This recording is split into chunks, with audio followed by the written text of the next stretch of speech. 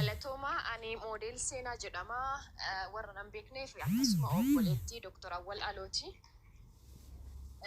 Anaaf Andu'aalam immoo hiriyyaadha. Hiriyyaa yoo siin jedhu hiriyyaa hedduu walitti dhiyaannu. Andu'aalam irraan kan ka'es haadha manaa isaa Qananii Addunyaa baay'ee walitti dhiyaanna. Yeroo baay'ee deddeebisee mana isaanis deema. Har'as borus akka gaariitti dubbachuu danda'a. Hin dhagaamami. Inni gaama. Tokko odeeffannoo har'a jiru irratti fakkeenyaaf amma obboleettiin Andu'aalam Gosaa, Magdas Gosaa isa wajjin hidhamtee jirti maal oduu jedhamurraa yookaan isinii jalqabu ta'e odichi sobaluu sa'aatii tokkottiin ka'eetiin naannoo sa'a sadiitti ani mana gara Finfinnee kan gale isaa wajjin sulultaa oolee jechuudha. Inni itti aanu dhuguma Andu'aalamtu hidhamee jira. Mana keessatti hariiroo Andu'aalamii fi Qananii Addunyaa hariiroo akkas hariiroo waliigaltee hin qabanii, jaalala hin qabanii, maal hin qabanii. Wanti jedhu kun soba. Dhugaa isin dhugaa dubbachuu fila. Maaliif tokko ani musliimaa sooma afaan qaba. Ji'a soomaati sii galee jira. Kanaaf sobni tokkollee sodaan tokkollee hin jiru abbaa koo iddoo kanatti. Isii lubbuun isii darbitee jirti. Kanaaf immoo ijoolleen baay'ee ijoollee wal jaalatanii baay'ee kan isa dhageeffattu innis kan isii dhaga'u kan kabaju kan jaalatu yeroo ta'an mana keessatti illee walitti bu'iinsi isaan qaban wanna tokko hin jirtu. Artist Ramadaan Cimeessaa Mucaa jedhamuu fi akkasuma immoo Diinqaa Huseen Mucaa jedhamu ana taane yeroo baay'ee mana Andu'aalamitti kan dabarsinu yoo mana Andu'aalamittis hin dabarsine iddoo tokkotti waliin kan dabarsinu yeroo baay'ee jechuudha ijoollee kana. Kanaaf dhiibbaan tokkollee hin jiru yoo dhageettanii turtan ji'a tokko hin geenne Andu'aalamiin yaalii ajjecha irratti godhanii turan namoonni hin beekamne. So yeroo kana ahojjotti deebita.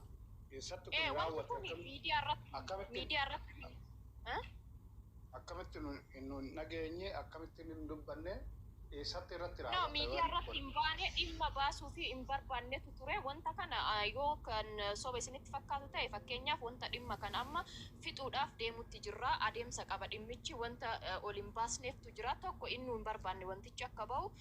Lama immootu artist Sinnishoo yookiin immoo akkasuma Sinnishoo mul'ata yookiin immootu maal eenyudha? Inteenyu maalumatti keenya kan jedhe eenyu dhiifama wajjin maqaa isaa afaanii na bade. Moodel seenaa dubbii No. Inni baasuun barbaanne akkamitti dubbatte waan kana. No wanta kana amma ani adeemsa jiru wal qabsiisee siif himaa jira. እና namoonni quba qaban Taaddalee Gammachuuti. yaa Taaddalaa Gammachuu gaafachuu dandeettan. Taaddalaa bilbila isaas yoo hin qabne bilbila isinii kaa'aa. Seenaan dhimma kana siin geettee dhimma kanaati Andu'aalam wajjin dubbattee jirta wanti kun ta'ee jira jedhaati gaafadha. Okay. Kanaaf dhimma kana irratti haasa'aa jirra. Yeroo dhiyoo keessatti even guyyaa 2 dura mana isaanii tureyanii dhimma kana haasa'aa turre, dhimma kana kaafnee dhimma kana haasa'aa turre. Mucattiin qalbii nagaatiin jaalalumaan kabajamaan nu simattee nu wajjin yeroo dheeraa galgaleessitee teettee bakkuma Andu'aalam jiruttis akkasuma teennee dhimma isaa kana kan furamaa jiru. Malee dhimmi walitti bu'iinsa of course gaa'ila gara fuulduratti ji'a 2 ji'a 3 booda gaa'ila godhachuudhaaf akkasitti walii galaniitiin haala gaariidhaan akkasitti kan jiru. Even birthday isii torbee dhufu keessa haala gaariin kabajuuf akkasumatti pilaan proogiraamni isaanii akkasumatti jira. Wanti walitti isaan buusu wanti amma namni odeessu kun wanni tokko wanni akkasii hin jiru. Kanaaf akkuma reefu amma dhumarratti namni tokko dubbachuuf yaale dhiibbaan jiru hin jira. Mucattiin hin cinqamti yoo kan jedhamu taate of course dhimmi mucattii cinqu dhimmuma Andu'aalam ta'ee dhimmuma fayyummaa isaa haaluma jireenya isaa wanti tokko dhugaadha dubartiidha. Wanti isii cinqu jiraachuu danda'a. Isiirra darbee dhimmi nu cinqu jiraachuu danda'a. Jira sidammoo jira. Malee dhimmi hinaaffaadhaaf akkasif gootee namni akkas godhee maal akkas godhee Andu'aalam immoo nama isii ajjeesee darbuu miti. Sokondii tokkoofillee isii rifachiisuu miti. Namni kamuu immoo beekuu dandeessanii Andu'aalam jechuun ilma dubartiin deessee dubartiin guddiftee dubartiin iddoo kanaan isa geette tokkodha. Kanaafiyyuu dhiibbaadhaaf just maybe Andu'aalam ol ka'eedhaaf dhiibbaan jiru. Beekna nu baay'izawwee artistoota duuba ta'anii namoota dhageettii qabaniin ergaa isaanii ergaa badaa dabarfatan tokkoon beekna nu baay'izawwee beekaan. Kanaafi wanta baay'ee garuu otoo akkanatti haasa'amuu baatee baay'ee natti tola. Iddoo du'aa san Andu'aalam mana hidhaa jira. Moo iddoo kana yoo jiraatte dhaga'uu dandeessa moo jirta yaa. Innaa eenyu jira mee natti mi gaafa nuti seennu koo gaafa nu deemnu nama 3 fi reeffatu mana jira. Nama 10 yookiin nama 11 iddoo san jira guyyaa guutuu.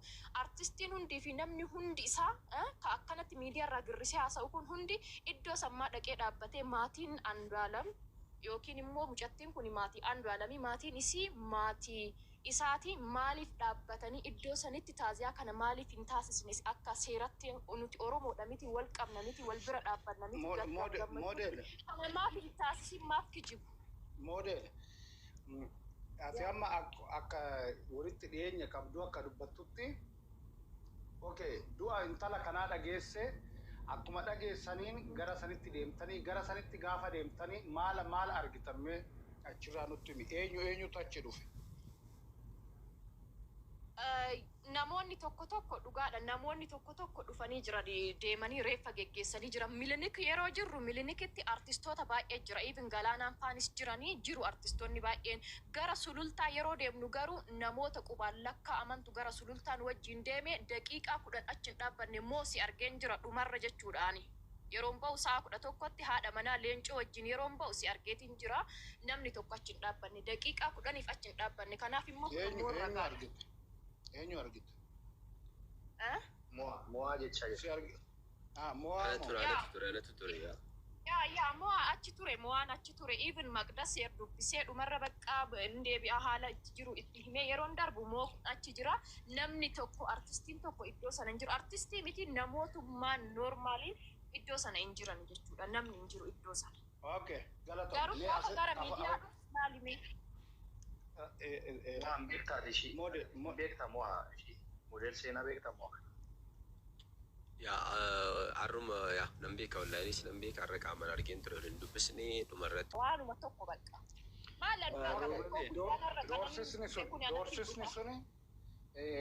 Doorsisni suni Andu'aalam irratti jechaadha. Andu'aalam irratti. Siyaasaan wal qabateeti moo jaalalaan wal qabatee? No, siyaasaan wal qabateeti jaalalaan wal hin qabatu. Model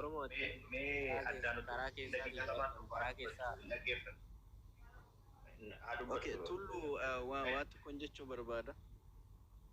Otoo ishiin dubbattu otoo jidduu galuu baanne nageenya keetiif sodaata taanaan yaa model waan amma asirratti nu ibsaa jirtu kanaati biyya keessa jirta nuti ishiidhaaf iyyuu sagalee ta'aa kan biraa dhabuu hin barbaannu so nuti kan jechaa jirru amma ishiin ofiif of darbite moo namatu darbee kan jedhu san hangam takkaati ofiif of darbite kan namni jechaa jiru kan itti amanta kan jedhudha malee kawaayee dhimma Andu'aalamii fi mootummaa jidduu jiru san silaa nuuf keessa yeroo biraatii fi jechuun barbaada maaliif biyya keessa jirta waan hundaaf iyyuu mee ofuma qusatuutu bareedaadha jedheetiin. Mootummaa iddoo al tokko model al tokko wanti isheen amma kaastan xiqqoo ishiin beekaa yaadaan na deeggaruu dandeessi makiinaan isaa jalaa miidhamee ture torbee darbe yeroo sana. Dhugaa kee lubbuu isatu bahee tasa geenyee lubbuun isaa ka baraarame tubboo keessa seeneeti tubboo keessatti lubbuun isaa baraarame. Meeshaa isaa irraa fudhatanii konkolaataa dhugaa akkasitti ol baasaa kaashiratu jira kana hunda maal ibsitan. Abbaa koo illee yoo barbaade yaa wajjin waa hunda sitti maal. Intala kanas boruu dhabuun barbaannu mee dubbii karaa mootummaa kana xiqqoo Oromoo osoo keessa waa laalle. Gara mootummaa miti amma mootummaa ta'ee nama mootummaa miti luuk aangoo da'oo godhatanii namoota dhuunfaati hinaaffaadha siigalee namoota dhuunfaati namoota qindeessanii harkaanfatan beekan. Maal goota beektaa keessan na qonnami san booda namoonni akkasii kun akkamitti akka likkii galani nutu hojjetaa jechaadha. Isin informeeshinii qofa nuu kennuudha. Wanti biraamtu waan akkuma kanarratti waan hin jenna kana sana jedhina dubbisii bilbila kee ergii fi bode. Amma tana bilbila kee naaf anarratti kinoo Oromoo tokko kan jedhu hosti irratti ergi. Tiif ergaa lammaffaa dammoo ani itti gaafatamtu mirga dhala namaati. Waan tokko wanti na sodaachisu tokko illee jiru kun hojii kan kooti even ani kana dura ol baaseetiin isumallee fuulduratti wanti akkanaa kun akka deemamu hin qabne dhaabsisuu akka danda'u jireenya keetiif gaariin ta'u tokko wanti inni wanta kan ol baasuu dideef iyyuu anaafillee ta'uu danda'a sii galee jira. Doorsisa adda addaa anaaf diraamaa baay'eetu jira jechuudha. Haala kanaan diraamaa baay'eetu jira jechuudha. Diraamaa baay'eetu jira dhuunfaadhaan doorsisa naaf erganii itin torban tokkoof hamma ani mana kiyyaa gadi ba'uu hin dandeenye tokko wanti kuniyyuu isitu isa deeggaree wanta kan isiit garaa akkanaatiin warra jedhamtu jira anarratti jechuudha. Dhiibbaa akkasii hundatu jira.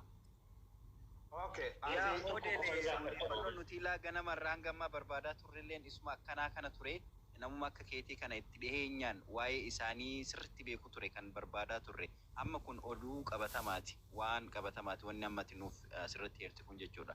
Please bilbila kee roobaleedha yookaan kennii siifaa bilbilaanis keessaan bilbila kiyya siif ergee jira odeeffannoo amma nuuf ergite kana sirriitti nuuf keessaan nuuf himte bareedaadha.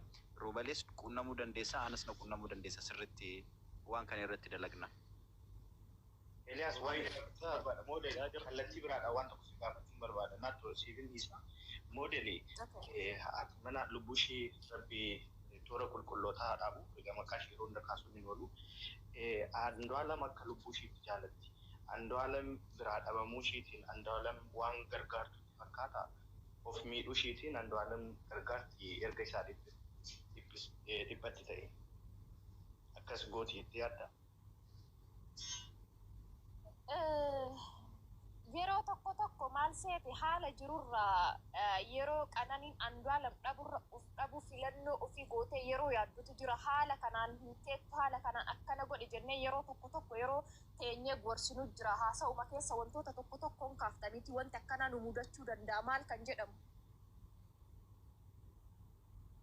Siigalee jiraami wanta kamirraayyuu iddoo kamirraayyuu uf qusadhu wanta akkanaa akkasii mudatu hin barbaadu. Luuk wanta akkanaa akkasii mudatu yoo jedhame yaalii ajjechaa eega jedhame nama tokko reebanii irratti dhukaasanii konkolaataa jala rukutanii namni suni utaalee tubboo keessa bu'ee qoshaashaa keessa deemee lubbuu of baraare malee guyyaa san lubbuun isaa ba'ee ture siigalee jira. Kanarratti hundooftee qananiin maal jettee torban tokko dura otoo ati waa taatee jiraatte ani sirraa hafee jiraachuun barbaadu jecha jedhu Andu'aalamiif deebistee jirti. Jaalalli isaanis hamma kana asumaanuu jechuudha siigalee.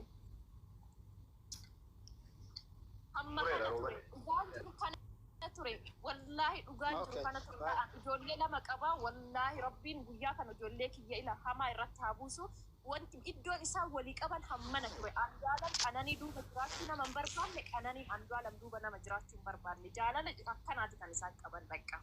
Tarii qaamni addaa kan buusu godhee istirasiitti addaa keessa isii galche jiraachuu danda'a.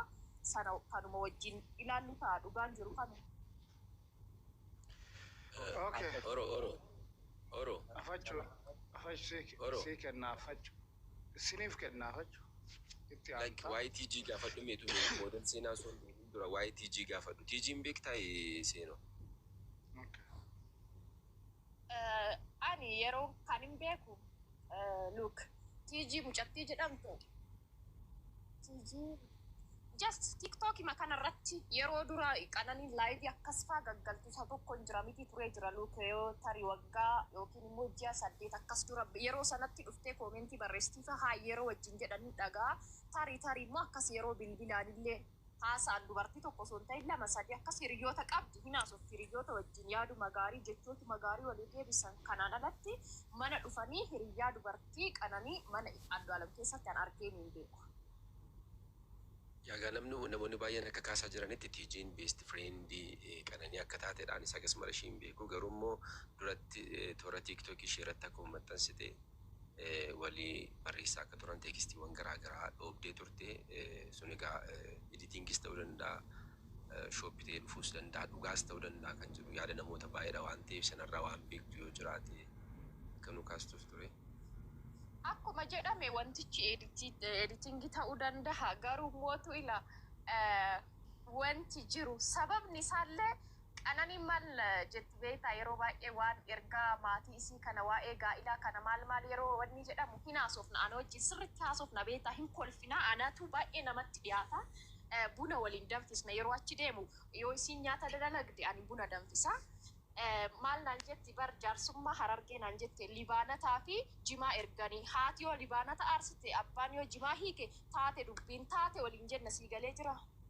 Hangana dirasii tokko haasoftaa gammachuu itti qabdii Andu'aalam isiirra dhiibbaa hin qabu dhugama kaayyoo waliin qabanii jireenya isaanii immoo jiraachaa jiran akkuma gaariitti baay'ee isa sappoorti gooti hojii isarratti baay'ee Andu'aalam sappoorti gooti isitu dhiphata hojii Andu'aalamiif Andu'aalam caalaa. Kanaaf homa tokko shakkiin isiin qabdu maal isiin qabdu hin jiru sii galee jira wanta shakkitu illee jira bar maal dhugaan karaa kan isiin arraba. Lakkina seenoo maal labeekaa seenoo. Feesbuukii qabdi ishiin. Eenyu? Qananiin qabdu. Okay, fuula feesbuukii ishiitti irratti maarchii keessa maal barreessitee afaan ingiliffaatiin abbaa warraa kiyya jireenya kiyya ati kan jettu akka waliigalaatitti jireenya kiyya waan baay'ee barreessite jetti. Jireenya kiyya gaafan ani kufe hanna bira dhaabbattu maal jettee barreessite? Waan san agarteer taate. Argee jira kana dura. Okay, galatoome. Itti fufee obboleessa keenya. Seenaa dhawaa gaafachuun barbaada. Seenaa dhawaa gaafachuun bara seenoo. Lagaan sila duratti ati narra maatiidha. Isaaniif yaada garaa akka isaan ture isaan biyya kanas waan hin jirreef waan as jiru wanta qabatamaa wanta ni jagootiin argee wanta gurra kootiin nama qabatamaa irraa dhagee wanta beeku muraasa qoodaan ture. Waasi gaafachuun barbaada. Tarii walitti dhiyeenyaan maatii taatanii mana tokko keessa wajjin nyaattanii wajjin dhuddanii wajjin turtaniitu waan ta'eef mee hariiroo isaanii wajjin wal qabu.